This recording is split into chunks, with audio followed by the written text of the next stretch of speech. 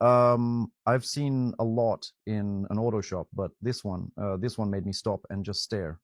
A guy comes in late afternoon, super confident, like he's doing us a favor by showing up. He says, "My car smells like fuel inside, but it's probably nothing. I just need you to clear it." Fuel smell inside is never nothing. That's how cars burn down. I ask, "How long has it been happening?" He goes, "A few days." I'm already annoyed because if your car smells like gasoline for days and you're still driving it, you're basically gambling with your life. I tell him, "Don't start it. Don't even sit in it. I'll push it in." He laughs. "Relax, bro. It's fine." He starts it anyway. The engine starts rough, and within seconds, the smell punches you in the face. Pure gas, like a spilled jerry can. My eyes literally water. I shut it off immediately and open the hood, and I see something I wish I didn't. There's a fuel line going into the engine bay with a fresh, shiny clamp on it, like somebody fixed it recently. But it's the wrong clamp. It's not a proper fuel injection clamp. It's one of those cheap hardware store worm clamps.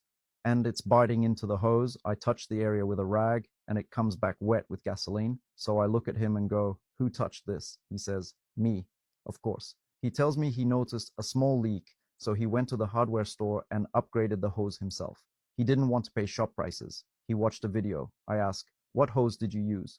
And this man says proudly, "Clear hose, so I can see if fuel is flowing." I stare at him. Clear hose, you know the kind. The cheap vinyl tubing people use for fish tanks or random home projects. Not rated for fuel, not rated for heat, not rated for pressure. It turns soft, it swells, it cracks, and it can literally melt in an engine bay.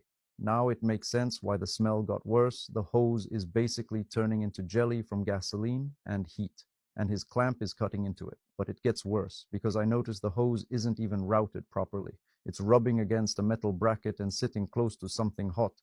So while he's driving, the hose is getting cooked, rubbed, and pressurized. Basically the perfect recipe for a fire. I tell him, "You can't drive this. You're lucky you didn't ignite it." He goes, "But it only leaks a little." Then I ask him the most important question while I'm on, why does it smell inside the cabin?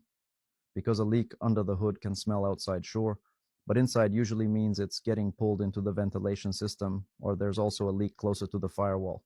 So I check the back side of the engine bay, and I see another problem. He tried to seal something with silicone, not automotive sealant, not gasket maker, bathroom silicone, bright white, and it's smeared around a connection near the firewall like frosting on a cake.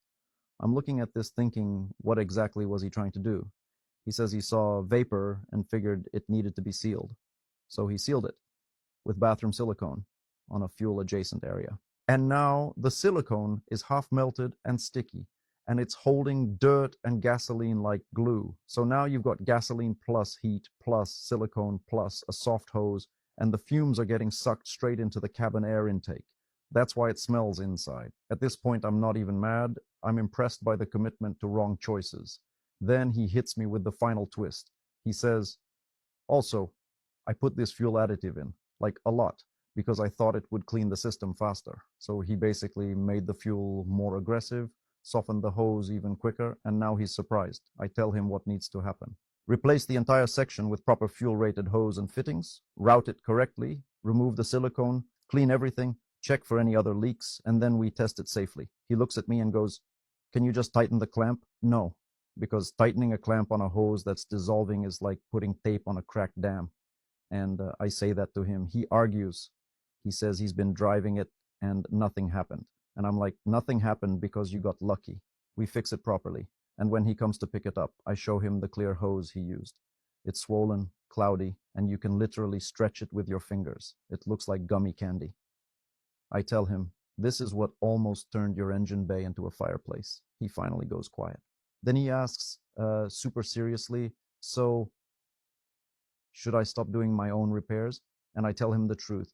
You can do your own repairs, but if the repair involves fuel, brakes, or steering, and you're improvising with stuff from a hardware store, you're not saving money. You're just moving the bill from repair to emergency.